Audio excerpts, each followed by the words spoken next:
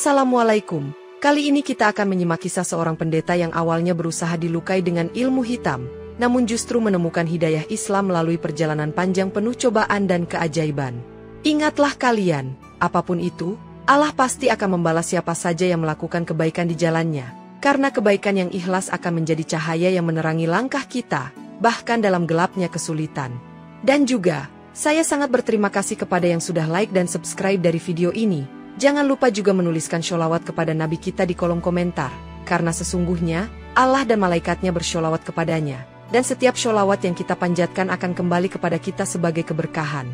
Jonathan Wright, seorang pendeta yang dihormati di kota Louisville, menjalani hari-harinya dengan penuh pengabdian kepada gereja dan komunitasnya, memastikan setiap jemaat merasa didengar dan didukung dalam segala aspek kehidupan mereka. Setiap pagi, ia memulai harinya dengan doa panjang di ruang kecil di belakang gereja, memohon petunjuk Tuhan untuk membimbingnya dalam setiap langkah yang diambil. Kehidupan di kota kecil ini berjalan tenang, namun Jonathan selalu merasa ada tantangan spiritual yang harus ia hadapi untuk melindungi umatnya dari ancaman yang tak kasat mata. Suatu hari, seorang wanita tua bernama Agnes datang ke gereja, wajahnya pucat dan suaranya gemetar, menceritakan bahwa dirinya mengalami gangguan yang ia yakini berasal dari ilmu hitam. Jonathan mendengarkan dengan seksama, menawarkan doa dan dukungan, meskipun di dalam hatinya ada rasa penasaran tentang apakah ilmu hitam itu benar-benar dapat memengaruhi seseorang. Setelah berdoa bersama Agnes, ia memberikan ayat-ayat Alkitab yang penuh dengan janji perlindungan Tuhan dan mengingatkan bahwa iman adalah tameng terkuat terhadap kejahatan. Jonathan mulai menyadari bahwa kisah Agnes memicu ingatannya pada pertemuan-pertemuan sebelumnya dengan jemaat yang merasa mengalami gangguan serupa, meskipun ia sendiri belum pernah menghadapi hal yang nyata. Malam itu, Jonathan berdoa lebih lama dari biasanya, meminta perlindungan Tuhan tidak hanya untuk dirinya tetapi juga untuk seluruh jemaatnya yang mungkin sedang menghadapi kegelapan. Di tengah doanya, ia merasakan ketenangan luar biasa yang meyakinkan dirinya bahwa segala sesuatu ada dalam kendali Tuhan, meskipun ia belum memahami sepenuhnya situasi yang sedang terjadi. Keesokan harinya, ia memutuskan untuk lebih banyak belajar tentang berbagai kepercayaan yang ada di luar agamanya, sekadar untuk memahami lebih baik dunia spiritual yang mungkin dihadapi oleh jemaatnya. Markus, seorang praktisi ilmu hitam yang tinggal di pinggiran kota, merasa terganggu ketika mengetahui bahwa usahanya untuk menguasai Agnes dengan santet telah gagal total. Ia mendengar dari orang-orang di lingkungannya bahwa Jonathan Wright, pendeta yang terkenal dengan doa-doanya, adalah orang yang membantu memulihkan Agnes. Dengan hati yang dipenuhi dendam, Markus memutuskan untuk menguji kemampuan spiritual Jonathan dengan mengarahkan energi jahat kepadanya melalui ritual santet yang lebih kuat. Di malam yang gelap, Markus memulai ritualnya, melafalkan mantra sambil memanggil kekuatan dari makhluk gaib yang ia pelihara, berharap serangannya akan membuat Jonathan ketakutan. Sementara itu, Jonathan, yang tidak menyadari adanya ancaman, menjalani malam seperti biasa dengan doa-doa yang menenangkan jiwa dan membawa rasa damai di hatinya. Namun, ketika ia terbangun di pagi hari, ia merasakan sensasi aneh di lengan kirinya, seperti ada sesuatu yang mencakar dan membuatnya kaku, meskipun tidak ada bekas yang terlihat. Rasa sakit itu semakin menjadi-jadi ketika ia mencoba menulis khotbah pagi, membuatnya terhenti dan memaksa untuk beristirahat sejenak. Meski begitu, ia tetap berpegang teguh pada keyakinannya, menolak untuk membiarkan rasa sakit itu menghentikannya dari menjalankan tugasnya sebagai pendeta. Markus, di sisi lain, mulai merasakan tekanan balik dari ritual yang ia lakukan, tetapi ia mengabaikan tanda-tanda tersebut, meyakini bahwa Jonathan akan segera menyerah. Hari-hari berikutnya, Jonathan terus memperbanyak doa dan merasakan bahwa meskipun ada sesuatu yang menyerangnya, ia dilindungi oleh kekuatan yang lebih besar. Markus, yang semakin putus asa, memutuskan untuk meningkatkan intensitas ritualnya dengan menggunakan bahan-bahan dan mantra yang lebih kuat, berharap kali ini serangannya akan berhasil. Jonathan mulai mengalami mimpi aneh setiap malam, di mana ia melihat bayangan gelap yang mencoba mendekatinya tetapi selalu terhalang oleh cahaya terang yang muncul tiba-tiba. Mimpi tersebut membuatnya yakin bahwa ada kekuatan jahat yang sedang mencoba menyentuh hidupnya, tetapi ia tidak merasa takut, karena keyakinannya pada perlindungan Tuhan semakin menguat. Dalam salah satu mimpinya, ia melihat sosok wanita berpakaian putih yang seolah melindunginya, memberikan rasa aman yang belum pernah ia rasakan sebelumnya. Di dunia nyata, lengan kirinya yang sakit mulai menunjukkan gejala aneh, seperti memar kecil yang muncul tiba-tiba, tetapi rasa sakit itu tidak cukup parah untuk menghentikannya bekerja. Markus, yang sedang melakukan ritual lanjutan, mulai melihat tanda-tanda bahwa santet yang ia kirimkan tidak hanya gagal tetapi justru mulai memantul kembali ke arahnya. Makhluk gaib yang ia pelihara tampak marah, membuat Markus merasa terancam, tetapi ia tetap melanjutkan ritualnya dengan harapan dapat mengalahkan perlindungan Jonathan. Jonathan, yang mulai merasakan perubahan energi di sekitarnya, memperbanyak doa di gereja dan mengajak jemaatnya untuk berdoa bersama demi perlindungan dari segala kejahatan. Perlindungan spiritual yang ia peroleh melalui doa tampaknya menciptakan tameng yang tidak dapat ditembus oleh kekuatan jahat yang dikirim oleh Markus. Akhirnya, Markus mulai merasakan bahwa kekuatan yang ia kendalikan justru berbalik menyerang dirinya, membuatnya semakin bingung dan putus asa. Di tengah keheranannya atas rasa sakit di lengan kirinya yang tak kunjung hilang, Jonathan teringat pada sebuah kalung kecil yang pernah diberikan oleh teman lamanya, seorang wanita Thailand bernama Chanya. Beberapa tahun lalu, saat Jonathan dan Chanya bekerja sama dalam misi sosial di desa terpencil Thailand, Chanya memberinya kalung itu sebagai tanda persahabatan sekaligus perlindungan spiritual. Kalung itu, meskipun kecil dan sederhana, memiliki ukiran rumit yang menurut Chanya melambangkan keberanian dan perlindungan dari kekuatan jahat. Ketika membuka laci meja tempat ia menyimpan kalung tersebut, Jonathan terkejut mendapati bahwa bagian logam pada kalung itu terlihat sedikit meleleh, seolah-olah terkena panas yang luar biasa. Ia mengangkat kalung itu perlahan, mengingat kembali pesan Chanya bahwa benda itu hanya akan bereaksi jika ada serangan energi negatif di sekitarnya.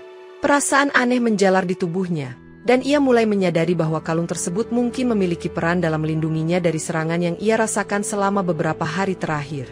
Jonathan menggenggam kalung itu sambil berdoa, meminta petunjuk dari Tuhan untuk memahami hubungan antara kalung tersebut dan gangguan yang sedang ia alami. Saat berdoa, ia merasakan kehangatan menyebar dari kalung itu ke telapak tangannya, memberinya ketenangan yang belum pernah ia rasakan sebelumnya. Malam itu, ia menggantung kalung tersebut di dekat tempat tidurnya, berharap benda itu dapat membantunya melawan apapun yang sedang mencoba mencelakainya. Meski ia tidak sepenuhnya mengerti asal-usul energi yang ada dalam kalung itu, Jonathan yakin bahwa Tuhan bekerja melalui berbagai cara untuk melindunginya dari ancaman yang tidak terlihat. Sementara itu, Markus, yang semakin frustrasi karena semua usahanya untuk menyantet Jonathan gagal, mulai mencari cara lain untuk meningkatkan kekuatannya. Ia memutuskan untuk melakukan ritual yang lebih berbahaya, memanggil jin besar yang ia yakini mampu menembus perlindungan spiritual Jonathan. Dengan keyakinan penuh pada kekuatan gelap yang ia pelihara, Markus mengumpulkan bahan-bahan ritual yang lebih kuat, termasuk darah hewan dan benda-benda berbau mistis lainnya.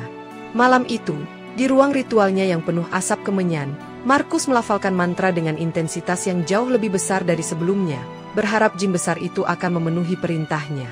Ketika jin tersebut akhirnya muncul, wujudnya menyeramkan. Tubuh hitam besar, berbulu lebat, dengan mata merah menyala dan taring yang tajam, membuat Markus merasa yakin akan kemenangannya.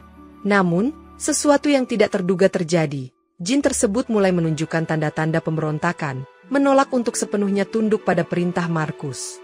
Markus, yang awalnya merasa yakin bisa mengendalikan makhluk itu, mulai merasa takut ketika makhluk tersebut menunjukkan kekuatannya dengan menghancurkan benda-benda di sekitarnya. Serangan yang Markus kirimkan kepada Jonathan justru berbalik menyerang dirinya, membuat tubuhnya lemah dan pikirannya semakin kacau.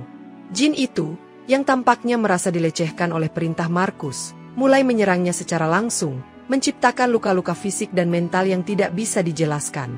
Di puncak keputusasaannya, Markus mulai menyadari bahwa kekuatan gelap yang ia kendalikan selama ini tidak hanya gagal melindunginya, tetapi juga telah menjadi ancaman terbesar bagi dirinya sendiri.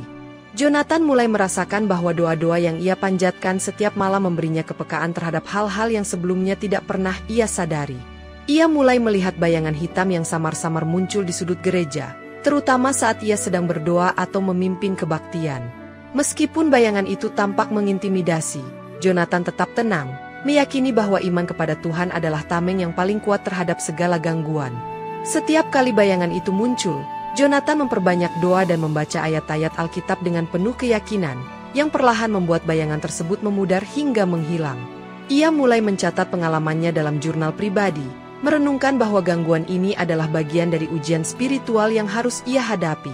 Dalam salah satu doa malamnya, Jonathan mendapat pencerahan bahwa kekuatan gelap tidak dapat dilawan dengan kekuatan manusia, melainkan hanya melalui hubungan yang mendalam dengan Tuhan.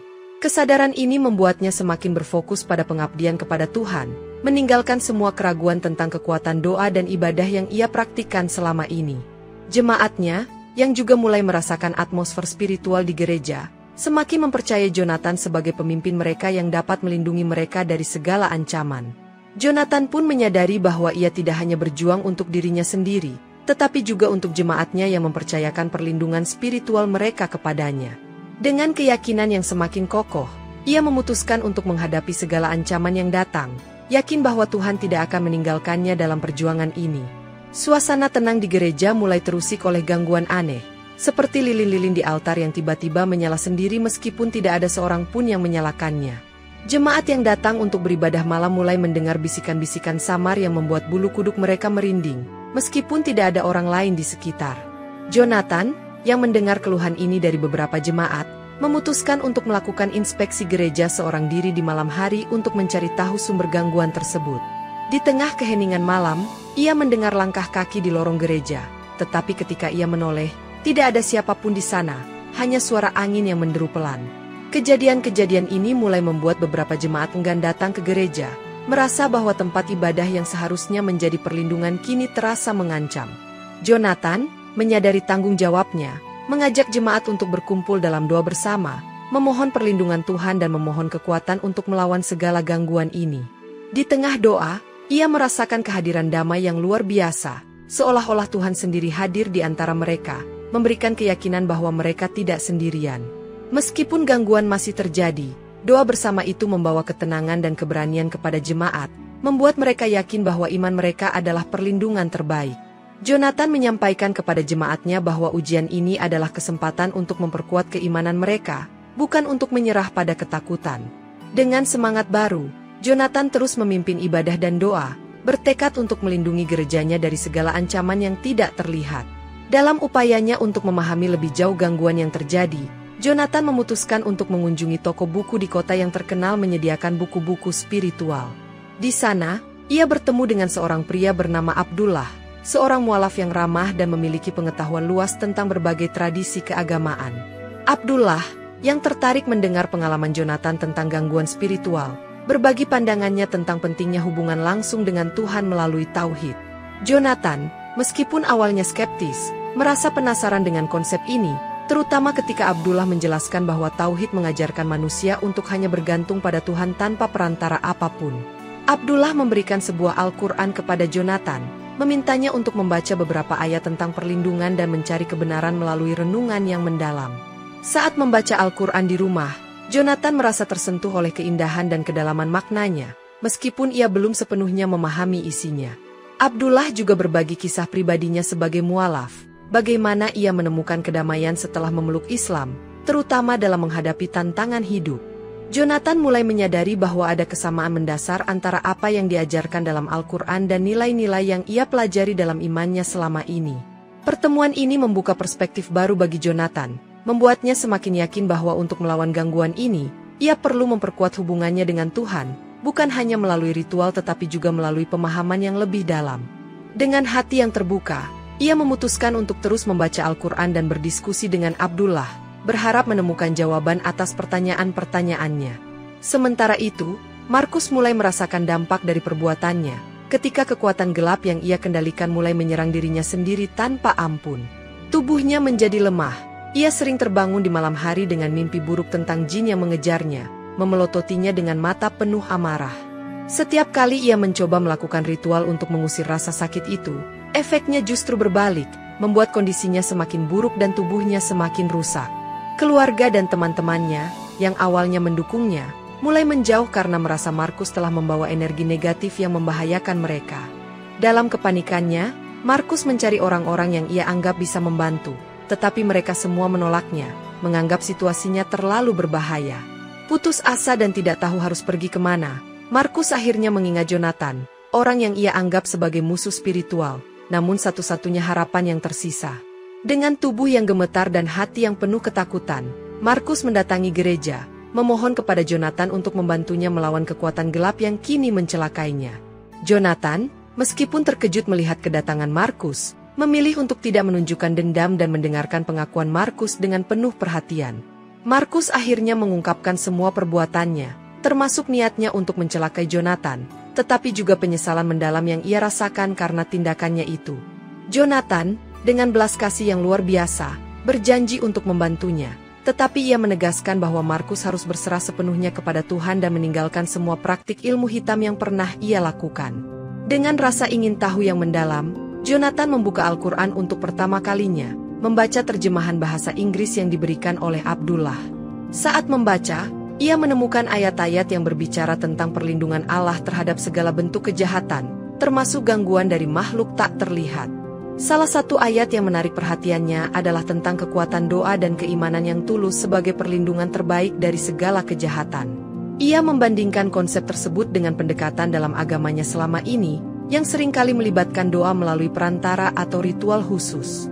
Semakin banyak ia membaca, semakin ia merasakan keunikan ajaran Islam, yang mengajarkan hubungan langsung dengan Tuhan tanpa perantara apapun.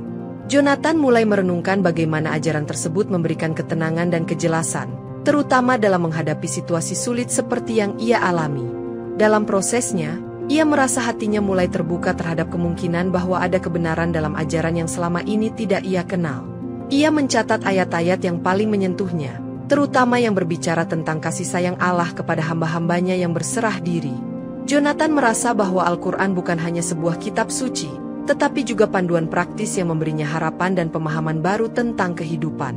Malam itu, ia berdoa dengan cara yang berbeda, memohon kepada Tuhan untuk memberikan petunjuk sejati yang akan membawanya pada kebenaran. Markus, yang kini terlihat sangat lemah dan rapuh, mendatangi Jonathan dengan rasa malu dan takut, tetapi juga dengan harapan terakhir. Dengan suara gemetar, ia mengakui bahwa selama ini ia adalah orang yang mencoba menyantet Jonathan karena iri hati dan kebencian yang tidak jelas asalnya.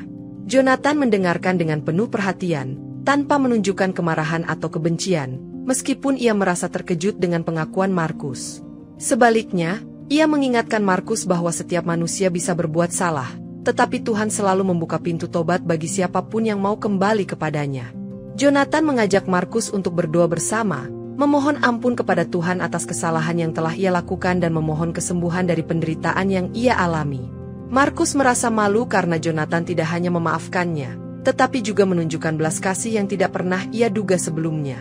Dalam doa bersama itu, Jonathan berdoa dengan tulus untuk kesembuhan Markus, menyerahkan segala urusan kepada kehendak Tuhan yang Maha Kuasa.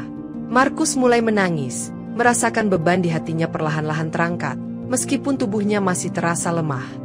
Jonathan menegaskan bahwa Markus harus benar-benar meninggalkan semua praktik ilmu hitam dan memulai hidup baru yang penuh penyerahan kepada Tuhan. Malam itu menjadi awal bagi Markus untuk merenungkan hidupnya, dan ia merasa bahwa kedatangannya kepada Jonathan adalah langkah pertama menuju perubahan. Setelah berminggu-minggu membaca Al-Quran dan berdiskusi dengan Abdullah, Jonathan merasakan kedamaian luar biasa yang belum pernah ia rasakan sebelumnya. Ia semakin yakin bahwa ajaran Islam tentang tauhid, hubungan langsung dengan Tuhan, dan keadilan universal adalah sesuatu yang ia cari sepanjang hidupnya. Dalam sebuah pertemuan doa bersama dengan jemaatnya, Jonathan merasakan dorongan kuat untuk mengambil langkah besar dalam hidupnya. Ia berbicara kepada jemaatnya tentang perjalanan spiritual yang ia alami, mengungkapkan bahwa pencariannya telah membawanya kepada Islam. Dengan air mata yang menetes, ia mengumumkan bahwa ia telah memutuskan untuk mengucapkan syahadat dan menjadi seorang mualaf. Abdullah, yang hadir dalam pertemuan itu, membimbing Jonathan untuk mengucapkan 2 kalimat syahadat di depan jemaatnya. Suasana haru memenuhi gereja ketika jemaat menyaksikan pemimpin mereka mengambil langkah besar ini dengan penuh keyakinan.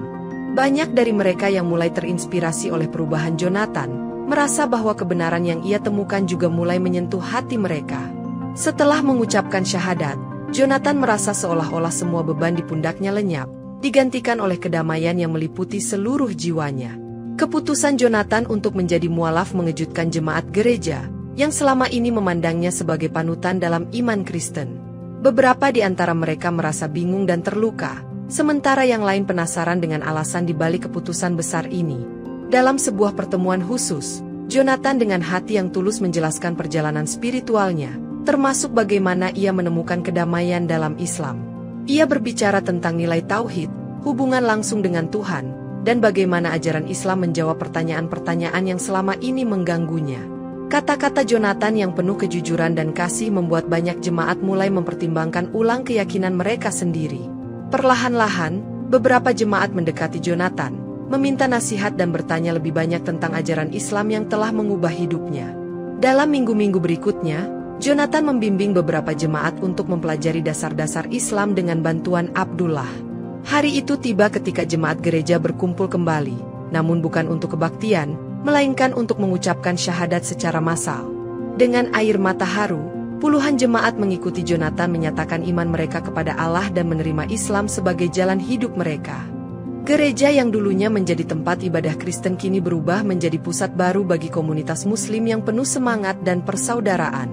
Setelah menjadi seorang Muslim, Jonathan memutuskan untuk mengganti namanya menjadi Yusuf, simbol dari perjalanan barunya yang penuh harapan dan cahaya. Yusuf memulai perjalanan mendalami Islam dengan semangat belajar, menghafal doa-doa dan memahami Al-Quran lebih dalam. Bersama Abdullah, ia mulai membangun komunitas Muslim yang dinamis di Louisville, membantu jemaatnya menyesuaikan diri dengan kehidupan baru mereka. Komunitas ini menjadi tempat bagi mereka yang ingin belajar Islam, berbagi pengalaman, dan memperkuat keimanan mereka. Markus, yang telah sembuh dari penderitaannya, memutuskan untuk mengikuti jejak Yusuf dan menjadi seorang mualaf yang taat. Markus dengan rendah hati meminta maaf kepada Yusuf atas semua kesalahannya di masa lalu, dan Yusuf menerimanya dengan penuh kasih sayang.